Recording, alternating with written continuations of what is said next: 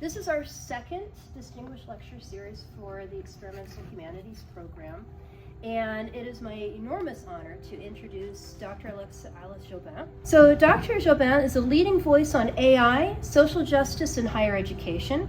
She is director of the Digital Humanities Institute and professor of English, Women's, Gender, and Sexuality Studies, Theater, International Affairs, and East Asian Languages and Literatures at George Washington University. She writes about artificial intelligence, race, gender, cultural globalization, Shakespeare, disability in film and theater. Among her many accolades are being the inaugural recipient of the Bell Hooks Legacy Award in 2023, receiving the Modern Language Association Scaglione Prize for Comparative Literary Studies, and the Trachtenberg Research Award from George Washington University. Dr. Joubin is also faculty of the Trustworthy AI Initiative and an affiliate of the National Science Foundation's Institute for Trustworthy AI in Law and Society. In 2024, she was the inaugural Public Interest Technology Scholar, and we have a wonderful Public Interest Technology group here at CASE. She published her book Shakespeare in East Asia with Oxford University Press in 2021 and is co-author of Race with Martin Orkin, published through Routledge in 2018.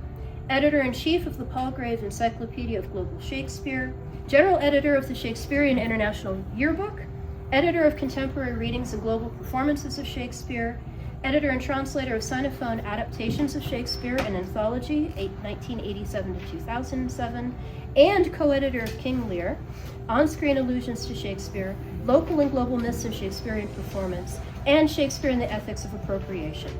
Dr. Joubin is also book review editor of Chinese Literature and Thought Today and editor of the Palgrave book series on global Shakespeares. So she brings to us a wonderful array of the interdisciplinary that we celebrate through our program. So I'm going to just read a little bit about the context of what we're going to be hearing today. So, and this is provided thankfully by Dr. Alexa. Thank you for this. Because reading through this, there's no way I could capture this as, in a way that will make any sense to anyone. So in the liberal arts, AI, what we call artificial intelligence, is happening to us rather than with us and for us, leading to marginalization and participatory inequalities. We need an inclusive environment to share untold stories and to tell new stories about society and civic technology. Faculty do not have opportunities to design AI. In higher education, bigger is not always better, as large foundation models are giving way to smaller, more task-specific models. This interactive workshop introduces participants to Professor Joubin's open access program platform, Teach Anything, and we'll share the URL so you can explore it further, Teach Anything AI, that enables professors to create their own open access AI applications. They can choose from several open source LLMs, large language models, upload course files, fine-tune system prompts, and adjust the AI's quote-unquote temperature of creativity. Faculty's AI can easily be shared via permalinks that do not require login. Teach Anything supports the creation of custom-trained multilingual AI chatbots by faculty partners. And these chatbots, operating in 58 languages, can offer adaptive responses to suit the learner's needs. Students do not need to log in, and their full privacy is guaranteed. I kind of love that part. This open access and open source platform models ethical practices in human AI collaboration and uses inclusive design principles. It uses both the embedding and retrieval augmented generation RAG methods to ground responses in predefined curated content. Teach Anything's humanistic methods and community-oriented principles move away from a binaristic model of humans versus machines, or consumers versus corporations, to hypothesize an ecology of ideas in the liberal arts. The training data for these faculty-created narrow AI is transparent and predefined. In contrast, commercial AI scrapes data from the web. Commercial LLMs are trained on data sets with inherent biases baked into them. Moreover, all AI applications currently in use in education are commercial and were not designed specifically for the purposes of teaching or learning. So please join me in welcoming Dr. Joubin. Thank you so much. Thank you, Tim Bill. Thank you, Lisa Nielson and Experimental Humanities for bringing me to Case Western Reserve. It's a true honor. And thank you for joining us. AI in education, there are only bad news. This is an example, as you can see here, it's, I believe, last week, Arizona State. So they engaged a third-party entity. It's a for-profit company, and without professors' knowledge or consent, they just took everything from their canvas and fed it into this, and predictably generated inaccurate summaries and things that are out of context, because you can't just put the entire universe's teaching material in there and expect it to function. There are many issues. On the social side, there's lack of consent and no transparency. Very often, that irks people in AI deployment, right? It's an imposition. People use the word stealing, for example. In terms of educational issues, this move, they grab control from the professors, don't have control over the intellectual property. Last but not least, technical issue, lack of understanding of how current generative AI technologies work, because decontextualization is the worst. And the inference window, when it's so huge, it is very likely that it will not give you what you need or want. So it's inaccuracy. It's all expected. So solving these problems has the context of why I've dedicated time with my team to create Teach Anything. So as you can see, we have 3 columns here. I, for one, I really don't want to be treated as a passive consumer. I don't want something imposed on me. I want agency, and I want pedagogy, education to move away from the punitive move where people police plagiarism, for instance.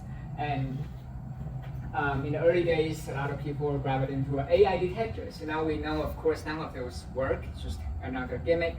It's very much techno-solutionism. And in terms of the first column, to encourage everybody else also to become active designer. So our goal is to lower the technical barrier so that people without technical knowledge can all come in and experiment. The idea is that education may not need AI, but we need space for experimentation. We need instructor self-efficacy, but we can't get that by just listening to lectures or watching some videos. We want hands-on experiments, get our hands dirty. And lastly, we need pedagogy addressing AI challenge. This doesn't mean that every one of us will need to adopt AI in every single one of our classes, but rather redesigning how we teach, what the learning goals are, to basically address challenges in the era of AI. And lastly, I'm an educator just like you, so this is a project led and designed by an educator for educators. I feel that we should be in charge rather than yet another AI company. I'm well aware of people on both sides of the fence. This is an example of faculty members who are putting out there a statement of refusing Gen AI in writing studies. They have many, many points, so that's the one extreme, right? Whichever side you are on, it is healthy to experiment, and that's what my platform is for. So it's not that here's another AI you deploy in your class. And with this, we can avoid stock arguments against AI or supporting AI. I've seen so many stock arguments, and I'm tired of them. We can use it to build literacy even if we're against AI in general.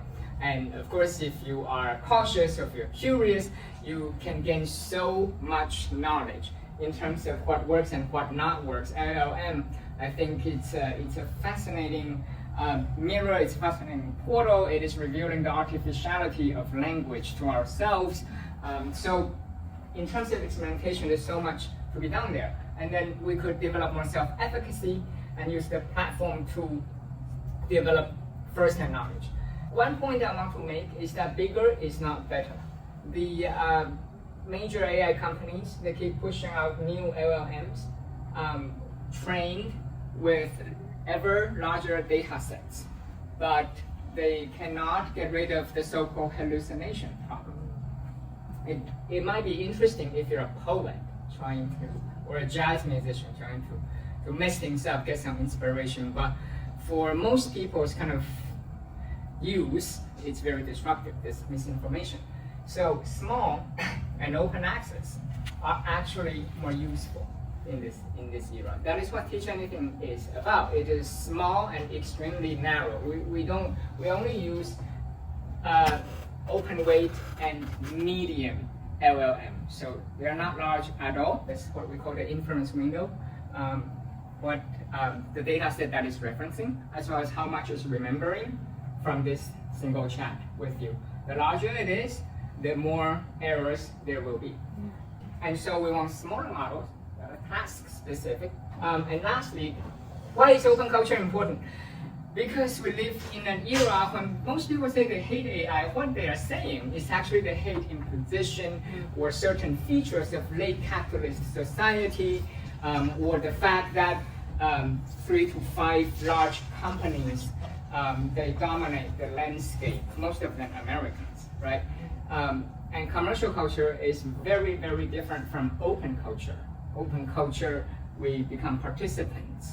We work together with community practice. It's more grassroots, it's community oriented, and it encourages transparency. Jessica Riskin, Stanford chapter president of AAUP, had this to say: commercial culture tends to breed reductive simplification and sloganization, and in contrast, open culture would have space for deliberation instead of talking about deliverables. And transparency, of course, leads to greater accountability.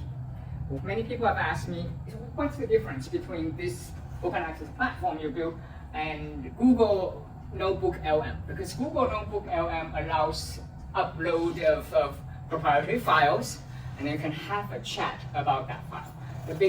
Here are just a number of differences. These are also on our website. With NotebookLM, the idea is to log you in. It's their ecology. And can you jump around and use different large language model? You cannot. Ours, we have 7 open source LLMs, so you can jump around and experiment. You're not locked into any. And you can share freely. So when you create your custom application, that link is a permalink, and students or anyone, they don't have to log in. It's just a very simple web page. It's permanent, and right there you use it immediately. No ad, no monetization. So huge difference. With commercial products, your chats are sent to further train the LLM, and they offer free tier products. Free tier is not open access. Open access, we talk about genuinely free, permanently free.